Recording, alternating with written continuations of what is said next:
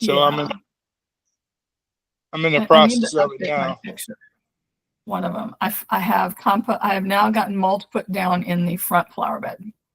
Oh, nice. This is I did that. what I'm moving, Nice.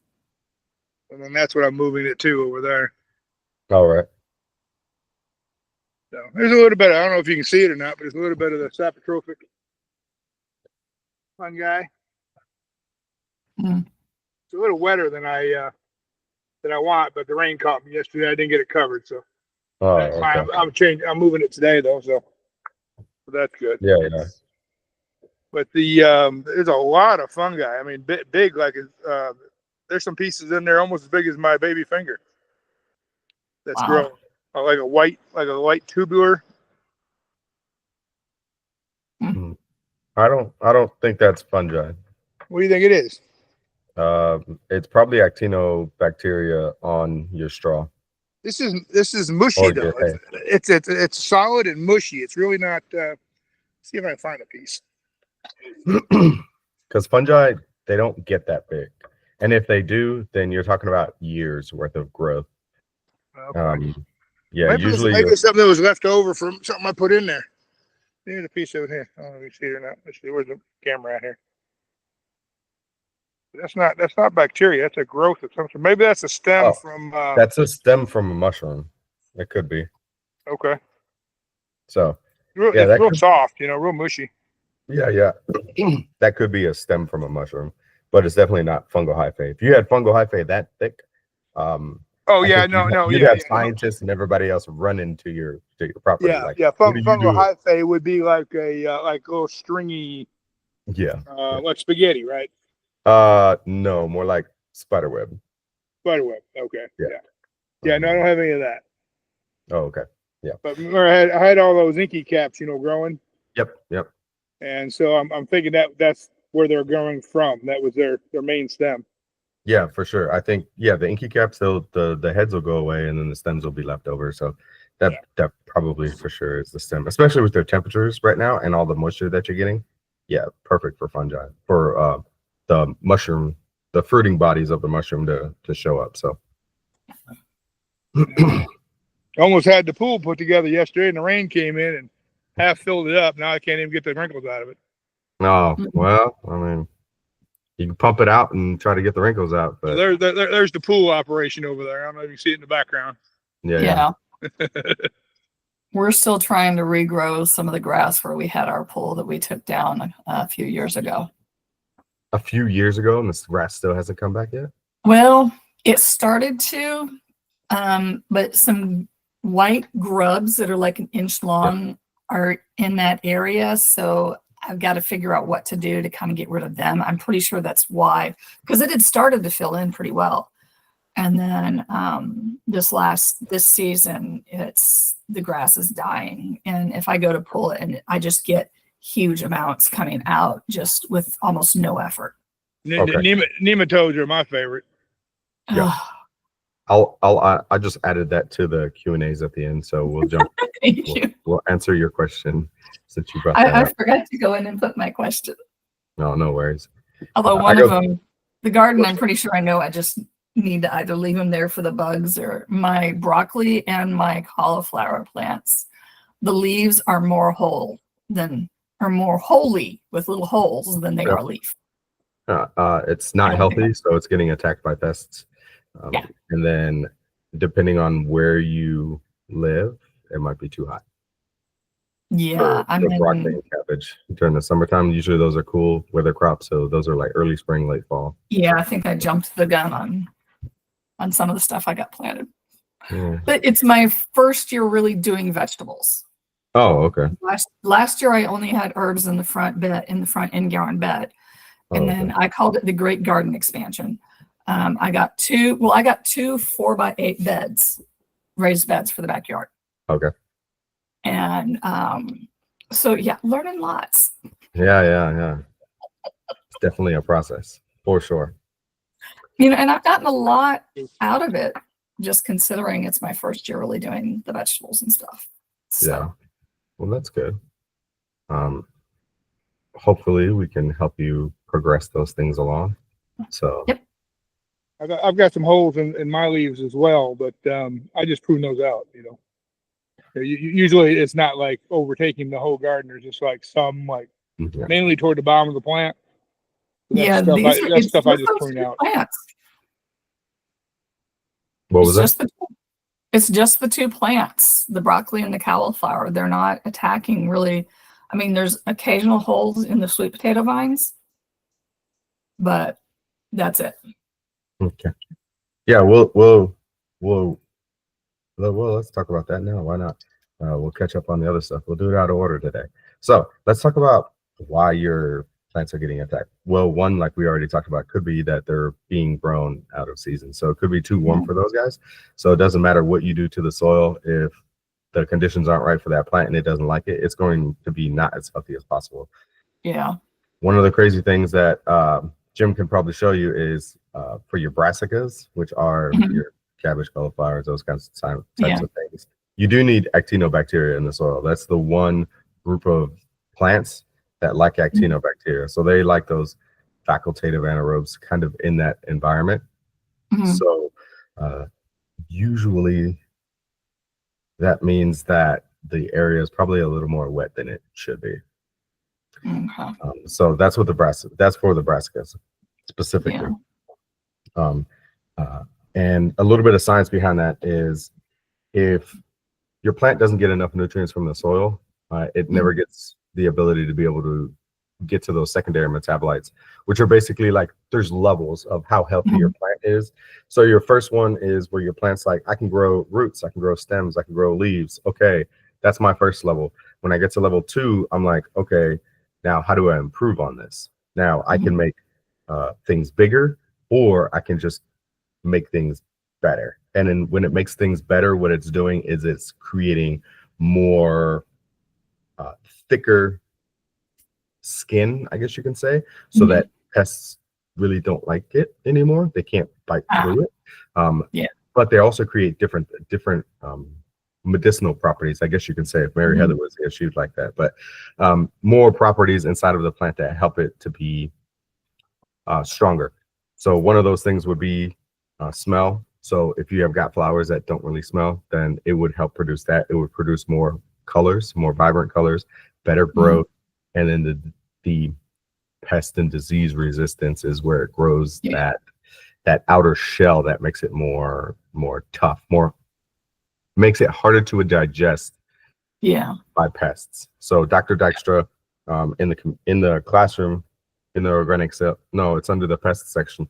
Dr. Dykstra talks about a healthy plant can push off its own pests, and that's because it can get to those secondary metabolites to that level 2 where it's producing these compounds, and then it doesn't, the pests don't have the ability to be able to digest it. So basically they're like diabetics, and if you get the carbs too high, they're like, I can't do this, and then they don't even touch it. So that's one of those things. So there's a couple of things at play here for your brassicas, but that would be what I would look at, would be like the soil conditions, and then the plant. If it's too warm, it's just not going to be good for the brassicas right now. So I think that's it. I think it's just too warm, because I mean, it's like right now it's, what is it?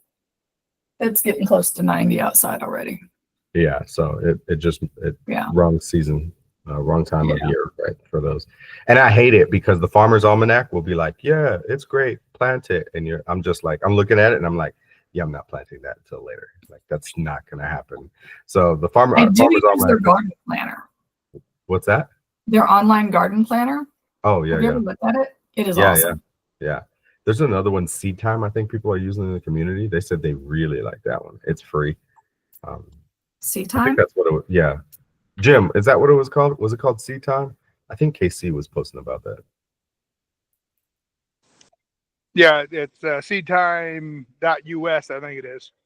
But if you just do a search on Seed Time, it's free, and then they got a paid version as well. Like if you want to map out your garden, like you can, if you do the paid version, and I don't think it's $7 a month or something. But anyway, do the paid version, you can lay out your garden, and then it'll tell you how many plants you can actually fit in that garden. So you can sit there at your desk and you can actually plan the whole thing out. how many cabbages can you get into 20 square foot or whatever, but it Yeah. automatically populates it for you. And then you do succession planning. Like right now, I'm doing my winter planning, and you just pop the crop in the map, and it'll tell you exactly when to plant it, when to harvest it, when to cultivate it. So it's got a lot of info. Now the free does all that, but it doesn't let you map your garden. So when you buy their service, then you can actually you can draw your house on it and the garden areas around your house and all that kind of stuff when you do the paid version. Sorry, my monitors like just went black. Oh no, you're good. The laptop and the external monitor. So I'm like, what? I didn't move anything. Yeah, so I think there's probably a link in the community. If you type in seed time, I'm sure it'll pop up. Actually, let me see, just so I'm not. Is it like the letter C or SEA? No, SEED time. Yeah, if you type in seed time. Oh, seed time. Yeah. Okay, got it. So since we're talking about issues, the other thing that you talked about is your grass issue and having grubs. So grubs are usually some type of beetle that gets into the soil and then start eating on the roots of your plants. If your soil isn't healthy, if it doesn't have all the microorganisms in it, then those grubs will take over. So one of the things that you're missing in the soil is something called predatory nematodes. These predatory nematodes feed on these grubs and they eat them from the inside out. They'll go into either the front end or the back end of these guys and they will kill those guys. Now, you could buy bugs in the jug. So you could go to a place, actually, I have it right here. I think it's The Good Guys. Nature's Good Guys. You can go to those guys and you can buy different beneficial microbes or just organisms, because they have other things too, to kind of use. The thing I would caution you about this is don't use a ton. Okay, so this is the butterfly effect. When we use too much of something, then it brings everything else out of whack, right? So if you put a bunch of nematodes in there and you kill those grubs, that's great, but now your soil is going to be deficient in bacteria and protozoas and it is going to be set back, so you're not going to have any nutrient cycling.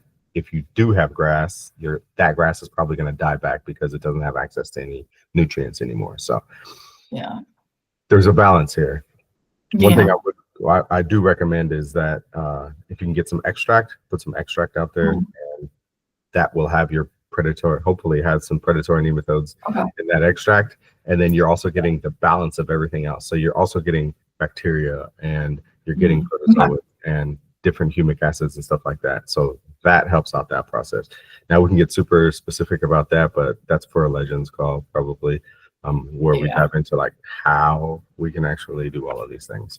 I'll work on doing some more extracts and but that's definitely 5-gallon buckets. So I get them from Firehouse Subs. Yeah, you told me. Yeah, the red ones, you can just pick them up for like $3 or something. Yeah, with the lid. Yeah, $3 with a lid. Yeah, can't beat that. Alrighty, let's jump into the normal rotation real quick. So what's new in the community? Nothing really. I think everything's pretty much the same. The classroom, I think I might have moved some things around, but it's pretty much the same. I haven't added any new things. I haven't taken anything away. So that's going to stay that way. There is something new, and I think you guys already know about that. And that's the new thing is Soil Feud. So I think I can share maybe one of these things. I'll have to go find it. But basically, we're going to be playing Soil Feud. I'm still trying to figure out how we can incorporate that. But what I'm thinking is that how we're going to do this is we're going to do a mini topic for the week.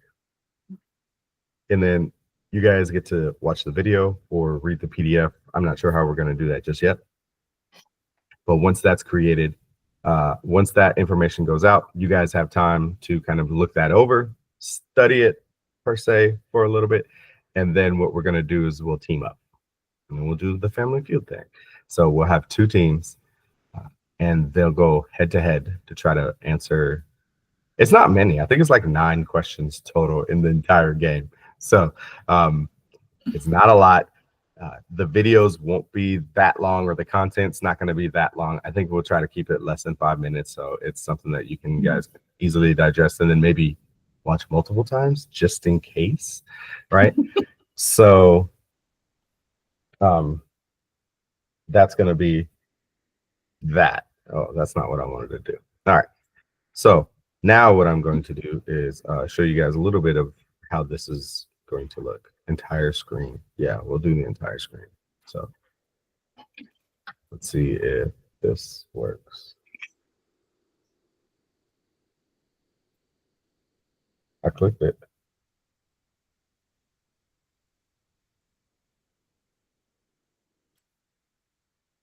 Alrighty. So this is what it's, hopefully y'all can hear that. I don't know if the sound's playing, but no sound? Oh, no. We're going to do it again. That doesn't make any, that's not fun. All right. Stop presenting. Dennis will figure this stuff out at some point, I swear. Share audio, share a tab instead. I can't share a tab. Okay, so Sometimes it will have like background noise cancellation. That's the problem because I use Zoom. I'm still trying to figure out how to be able to play music and have the people on the other end actually. Yeah. Okay. Well, that is Soul Feud. That's what we're gonna do. It's gonna look just like the actual game. So when we get down to it, what it's gonna look like, it is going to look something like this. Alrighty, and then we'll jump right into showing the question. So the question will pop up, right? It'll say, name something you add to a compost pile. And then we'll have, just like Soil Feud, just like the feud, what we're gonna do is we're gonna get one person from one team and one person from the next team, and they're gonna have to buzz in, right? So the first person that throws up an emoji in the community, if you don't know how to do that, that's this little circle button at the top. You either do a thumbs up or something, right? It doesn't matter, but the first person that throws that up gets the answer to the question.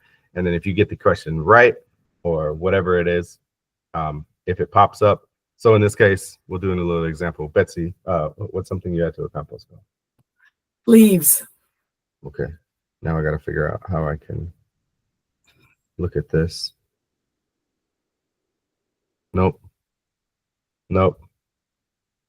Well, I'll have to figure this out, but there. Leaves is number 11. Jim, what's another thing that you add to a compost pile? Jim's busy. So he's going to say... Good find my mic there. Sorry. Oh, you're good. So, hey.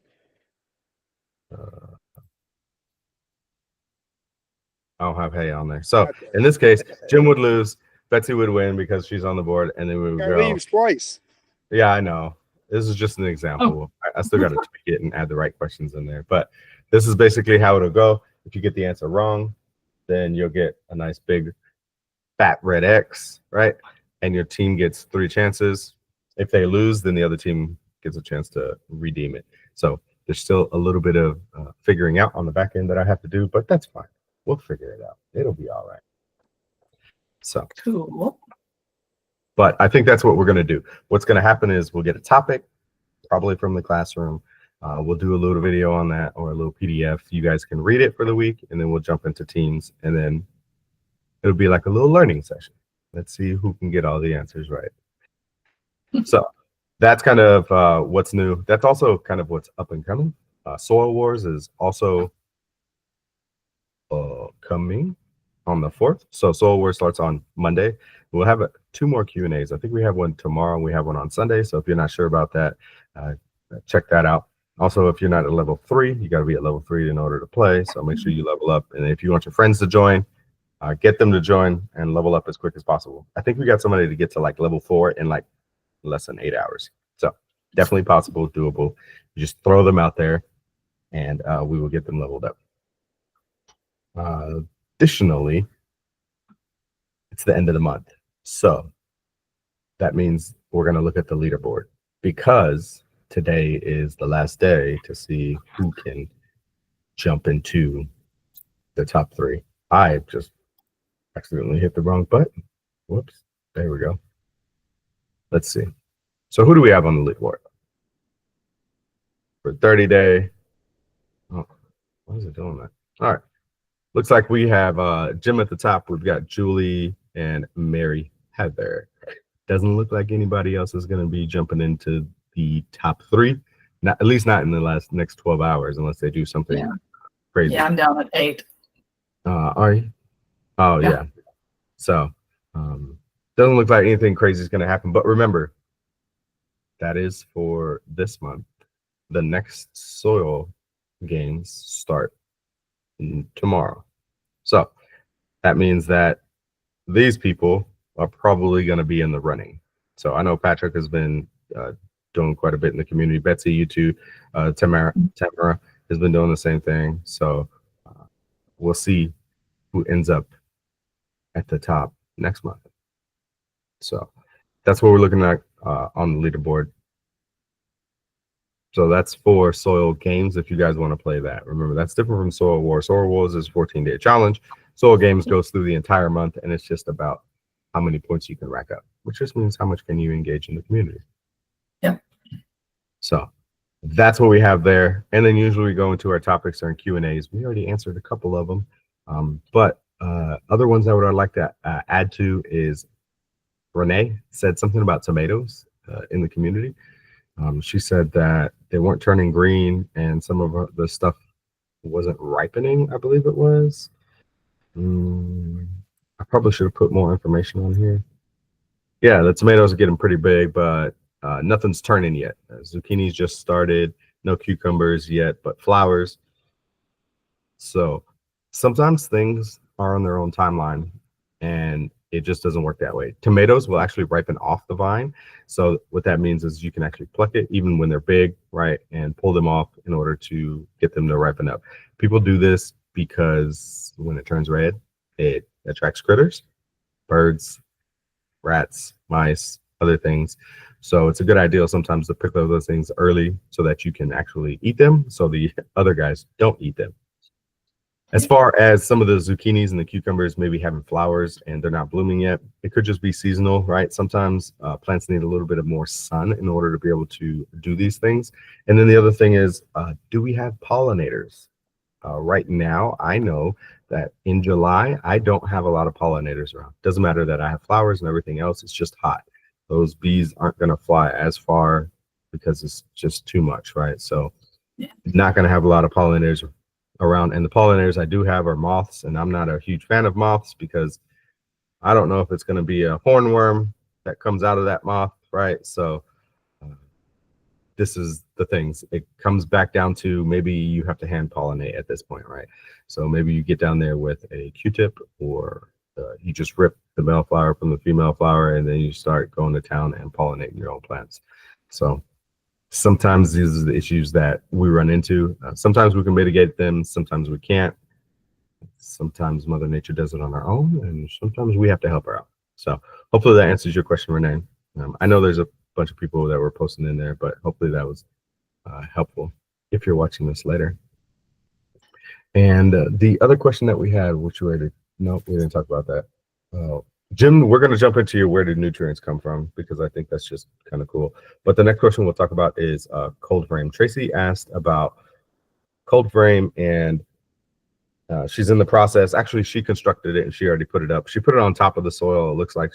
And she wanted to know what's the easiest route to be able to get like soil in there. Does she need to dig into the soil, or can she just put the soil on top? And this really comes down to a lot of different things. So you can till it into the soil, which is something that I usually recommend if you're trying to get a head start, if you want to grow into the ground. Now, if you don't want to use the ground as a heat sink or as a, what is it called? As a thermal bank, right? Because at that point, your soil is going to be able to maintain temperatures better than the outside air. If you're not trying to do that, then you can just grow on top of the ground, right? But a cold frame, basically, for you guys that don't know it, what that is, it's a box with a glass lid on top, basically. And what it does, it absorbs the heat from the sun, and it will keep things warm in the wintertime. So cold frame images, we'll share a little screenshot here so that other people can kind of see what it is. So this is kind of what we're looking at. Sometimes the sides are plastic or glass, and sometimes the sides aren't. Sometimes the sides are just made out of wood, but usually the top is always some type of clear plastic or clear glass that you can see. And all you do is you can just grow your stuff in here, and it's kind of a mini greenhouse that you can have on the side of your house if you don't have a giant greenhouse. Now, like she was saying, can you put the soil on top? Absolutely, you can put the soil on top. Just remember that this area where that soil is at is probably going to get a little colder than if you were to bury that into the ground, right? So if you were to till up the soil and then put your organic material into the soil, then it would probably maintain temperatures in the soil a little better. So this comes down to your specific climate and whether you get really, really cold or not, right? If you get freezing temperatures and stuff like that and a lot of snow, then that's something maybe you want to consider. But snow is also an insulator, so it can work. It's just, how do you actually want to do this, right? From a growing standpoint, the benefits, the pros and cons are that if I grow on the ground, then I have access to more of those minerals that are in the soil. Usually if I grab some type of soil mix or something like that, I don't have minerals in there. I have a lot of organic material, but I don't have minerals. And minerals is where you get some of your micronutrients from your microorganisms that are breaking those things down. So if you want the healthiest plant, I always say you got to add some of your native soil, some dirt, some rocks, some of that stuff in there. If you don't, then other people are using things like rock dust or azomite, or I think that's about it. That's all I can think of right now. But they're adding things like that into your soil. But in all actuality, you can just use dirt, like just regular old dirt. And there's a study out there. I think I posted it on one of Jim's comments that says, I always forget his name. It's not, he's a professor at it's not Scott, but he went around the world and he did analysis on all the soils. And he basically said there's enough nutrients in all the soils around the world on average. So the things that we're missing are actually biology. And when you don't have the right mixture of things in your soil, in this case, if we're looking at a cold frame and you're just going to fill it up with raised bed mix, you're going to miss out on some of those minerals that your plants are going to need to get those micronutrients. So hopefully that helps answer your question. Do I dig it into the ground? Do I not? I would say yes, for a couple of reasons, for those micronutrients, but also for the thermal heat sink to help you out in the wintertime to keep those plant roots a little warmer. All right. Thanks, Tracy. That was a great question. Hopefully that helps you out. All right. And then starting seeds for the fall. Okay. We're getting into, at least here in my local area, it's getting close. We're about a few weeks away from starting seeds. If you do start seeds, add some biology into your seed mix, for goodness sakes. Here's a reason why. I always tell you guys, if you're going to transplant, add the worm castings or the biology into the hole. That way it's right there with the plant. But what's crazy about a plant is that it pushes exudates into the soil as soon as it starts photosynthesizing. When this occurs, it's feeding the biology in the soil. So the cool thing about it is if you can get that biology on the seed or into the seed hole, as soon as that root comes out and it starts pushing exudates, it's feeding that biology immediately. And what's really cool about Mother Nature is as those roots grow, it's actually feeding that biology as the roots get bigger. So the biology is following the roots deeper and deeper and deeper, giving it access to more and more nutrients. So if you're going to be starting seeds in the fall, please get some biology into the soil with that seed. You'll see a massive increase in the amount of growth that you're going to get, because it's going to occur much quicker than if you add it later during transplant. Because usually when we transplant, there's transplant shock and there's a period of time where things have to kind of switch over, right? So if you do this from the get-go, then you're going to have a much healthier plant that will grow a lot better for you. So if you're going to start seeds in the fall, I know some of you guys maybe aren't there yet. Some of you guys are. Get some biology out there. It will definitely help you guys out. Alrighty. And I think I said the last thing we're going to talk about is Jim's topic. Where do nutrients come from? So stick with me here, guys. This is going to get a little bit nerdy. So the first thing we're going to talk about is available food and not available food. Okay. So when we talk about available food for the plant, these are called soluble nutrients. That means they can be eaten right away. When we're talking about food that's not available, these are insoluble nutrients. So if we think about it, one would be like an apple, and the other one would be like a smoothie. Now, if we took all of our teeth away and we tried to eat an apple, how well is that going to go over? It's not, right? It's not soluble. It's not edible. You can't do anything with it. So these are nutrients that are there. You just can't do anything with it, right? You can't eat it. You ain't got no teeth. So the same thing goes in the soil. We can have these nutrients there, but they're not usable by the plant. Now, when we have something that's soluble, again, we don't have any teeth in this scenario, right? It's a smoothie. If that apple is blended, guess what? We can drink it all day long. We got no problems. That is a soluble nutrient. We can drink it. We can eat it. It's there. We don't have to have any teeth to be able to break that stuff down. This is the same thing that goes for your plants. If you have soluble nutrients, your plants are like, num, num, num, num, num. I can eat it, right? Take it up. And this is where the difference in where nutrients actually come from. How do we go from an apple to a smoothie? Well, there's a machine involved, right? And that machine is a blender, and that blender makes it into a liquid that we can actually use. How does that work in the soil, though? That blender is your microorganisms.